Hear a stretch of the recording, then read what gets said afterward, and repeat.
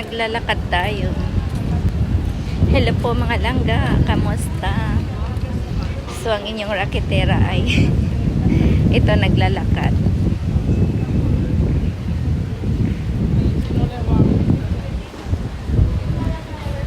Alam nyo dito sa Barcelona, hindi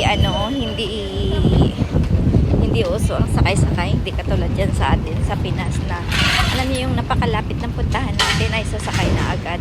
Dito po ay puro lakad lang kami kasi lahat po ay malalapit lang. And then, yun, lakad, and then magbabas or magme-metro, train. So, ganun lang kami. Hindi puro sakay. Kaya, yung iba, ang sisiksi nila. Ako lang ang hindi. Charot. Ako lang yung laging naglalakad na mataba. Ako lang yung laging naglalakad na malaki ang tiyan. Wow.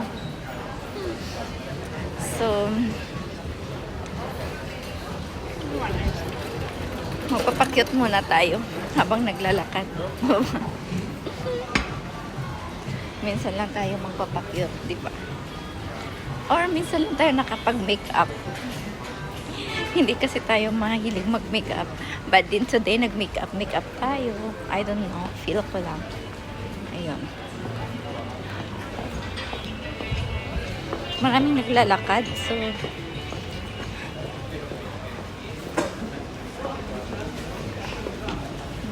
maraming tao.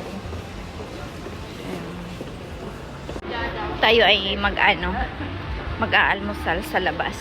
Magkakape pala. So, lagi na lang ako. So, buhay no.